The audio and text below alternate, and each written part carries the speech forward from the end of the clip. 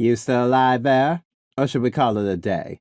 Leah's voice, now deepened by the resonance of a giantess she'd become, broke through the oppressive darkness of the conjunction. She sounded concerned. I opened my eyes, focusing on the 3 barriers I had just destroyed, once bound together by chains so imposing and locks so unyielding that they seemed indestructible. Of course, that was what everyone had thought. My poor, battered back had a different opinion, proving to the world what it truly meant to be an opener.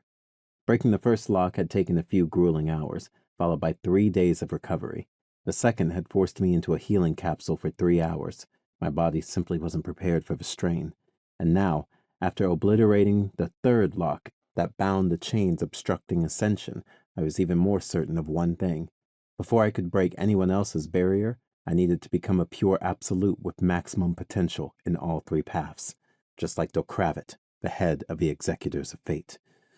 "We need to finish this," I groaned, struggling to sit up. It didn't work. My body refused to obey. The capsule would clearly be my next stop. "You sure?" Leah helped me up, her expression skeptical. "You look like death warmed over." "The block is gone, which means there's nothing stopping the formation of a spirit core now. Besides," I hesitated, "I don't want to involve Renseed in our conjunction again." "My husband. Jealous?" Leah's face lit with mock surprise. "Are we about to witness an epic duel between 2 males for a mate? Oh, I must see this."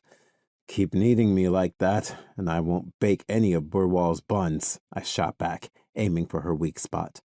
Burwall's buns and the green drink from the ancient recipe had become Leah's favorite treat, so much so that she rationed them to our students, 1 per day at most.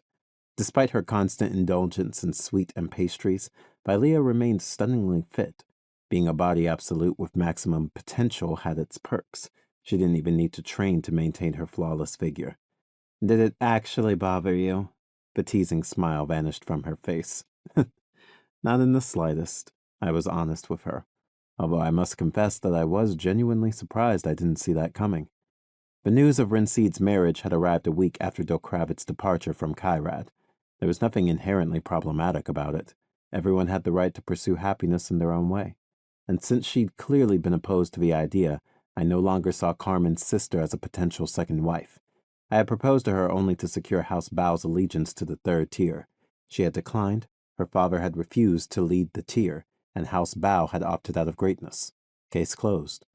But it seemed that the heavens grew bored and made some other plans for yours truly. Enter Darna and Guerlin. It began with the redhead meeting Guerlin in secret. He promised to keep their conversation confidential, so none of us knew what they discussed. The very next day, my blood brother returned to the Bao residence, this time with Darna in tow, and they emerged with shocking news. Binlad Bao had agreed to lead the 3rd tier and accept seekers into his family. But the foundation of this arrangement wasn't me.